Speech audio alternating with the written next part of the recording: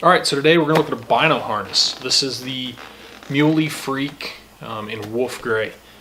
So Bino harnesses are something for me that's been kind of interesting to watch the development and evolution of the product in the past 10 years. Basically, you had the Butler Creek crooked horn, elastic stretch went to these giant chest rigs that you have now.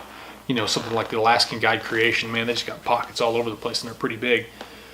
So it's kind of an interesting product for me. I like to kind of see the development of stuff, and it's the little details in products that set them apart from others. So I've tried a lot of Bino harnesses, S4 gear, Kuiu, Alaska Guide Creations, and the Marsupial gear, and now the Muley Freaks. So what kind of turned me onto this one was I kind of really liked the Kuiu. I liked the design of it, but there were some major flaws in it. And Muley Freaks has kind of taken that platform and built it where it got rid of those major design flaws. But like all Bino harnesses, this one has its downfalls as well, and I'll kind of go over those here in a minute. I'm just going to kind of go through the features, give you a rundown of this harness, and then we'll look at the design features and flaws that I have with it. So on the sides, you have these two mesh pockets on each side. This fits a wind checker. It's probably about 2.5 inches by 3 inches deep. This one's got the Bino rain bivvy, so it fits over here that they send with it. On the front, you've got a one-handed operated zipper pouch. It's probably 5 inches wide and 4.5 inches deep or so. Put a rangefinder in there. It's probably what most people are going to use it for. Just above that, you have a small Velcro loop so that you can put like a morale patch or something like that on there. And then again, like I said, it's similar to the Kuiu in the operation. So just kind of roll your wrist out and away, pull it down, it opens up, pull the binos out. And this is one of the places where they took and excelled it over the Kuiu. Was that on the Kuiu, the straps came from your shoulders directly to the bino. There was no straps that connected to the harness. So you were always, like when you went to put your binos on, the bottom part would fall down and you were chasing it. With this one, it's held up like most Bino harnesses should be. On this strap, they've actually put a quick release buckle, so you can pop this off. If you're glassing with a tripod, you can pop your binoculars off, put them on there. You can hand them to a buddy if you need to. You can do something like that. And the second thing that really set this apart from the Kuiu, and probably the feature I like the most, is this shield that's in the back. And what they've done is they've taken like what feels like a piece of plastic and a little bit of foam, and they've covered it in the fabric. So what happens is when you close this lid, it actually seals behind that piece of fabric, giving you a nice seal so that you don't have dirt and debris and stuff get in there. And with most harnesses, that's the biggest problem, is you get dirt and debris that get into the cup down here of your harness, and then you're shoving your binoculars in there. So you're shoving the objective lens of your expensive pair of binoculars in there on, maybe your Pop-Tart left over from lunch, maybe pine needles, sticks, all kinds of stuff. And then you're just basically rubbing that into your lenses, which is just a bad idea altogether. So that's one of the things that really led me to this one, is it gives you a good tight seal on the back there. So we'll pop this off and we'll look at the back of it. The back is a small mesh fabric. It's a 2-piece layer of mesh. So it's relatively breathable in the back. And then on the back of the actual harness frame itself, there is a zipper. And it's a zippered pocket that goes down in here. And then you also have your adjustable straps, which adjust the tension of the lid basically. So the tighter it is, the tighter the lid holds, the looser it is, obviously. But it's a pretty good Bino harness overall. Like I said, I like the frame design. I like the lid folding forward versus like the Alaska Guide Creations. Most of them, the lid folds back, so it's kind of a pain in the butt. So this is kind of what drew me to this. Now that I've got this and I've used this for a little while, there's some design features in here that just make me kind of scratch my head when I look at it. I wonder why they designed it, and if they... I'm not going to say if they didn't test it, but just there's some things that make you scratch your head that you could see pretty much right off the bat. And since we got it off, we'll start at the back here. This zipper pocket, there really doesn't need to be a zipper here. I mean, this pocket's so tight, I can barely get my finger inside of this pocket. I've got my tags back here, and I can't push my tags out of this pocket. So there's no need to have a zipper up here. To me, this just needs to be a pocket, that you can be able to stuff stuff down in, because there ain't nothing going to be pushing back up out of this pocket, because that's just how tight the pocket is.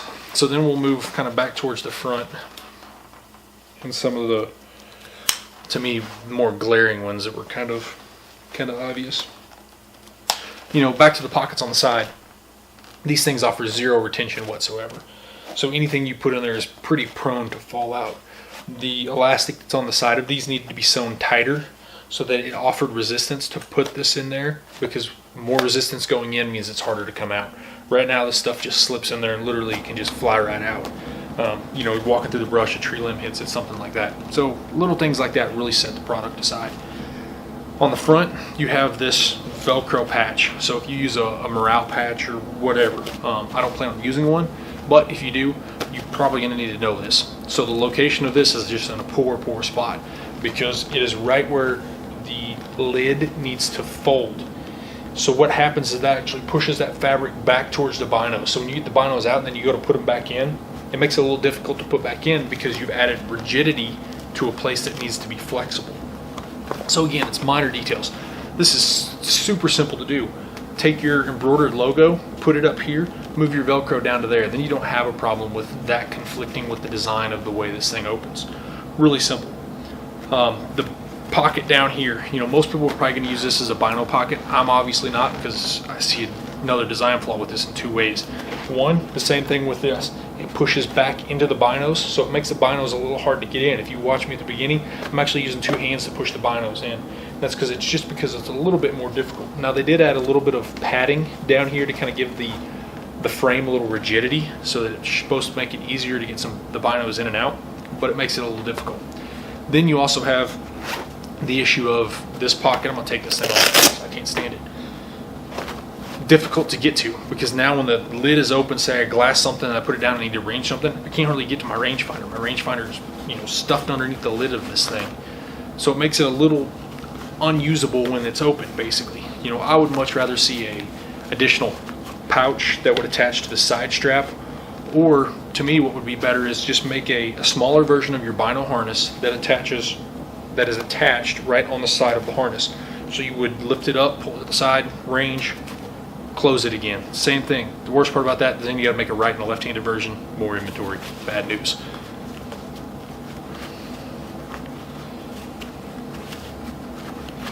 Probably my biggest complaint, well, we'll go to another one before I do my biggest. On the quick release buckles for the binos, I'll see if I can turn this where you guys can see it. You can see there's a kind of a sharp 90-degree edge right here where they have taken this. They go from 1/2 inch webbing to 3/4 inch webbing, and it's actually just, they take a 3/4 inch webbing and they fold it over the half and they stitch it. Well, what that does is that allows that 1/2 inch webbing to stick out just a little bit where they cut and burn the edge of it. So it creates kind of a hard, pointy edge that if it gets under like your backpack straps on your backpack, it can really rub and kind of drive you nuts because it pokes into you. Now, to my biggest flaw of the whole thing is where they put these buckles. I'm going to take this off. This is a quick strap to the binos, and put it up here just to kind of give you guys a better view. The placement of these buckles right here in relation to where the height of this shield ends, they end at the exact same spot. So the problem with that becomes when I go to close this lid, I push it all the way back against my chest to where I can feel it in my chest, so I make sure that it seals tightly. The problem with that is it seals on the buckles, so it actually creates a small gap all the way around where dirt and debris can get in, and then it also creates kind of a noise problem where you can hear it pop off, and it's just kind of a minor annoyance. You know, this is something that should have been super easy to design around.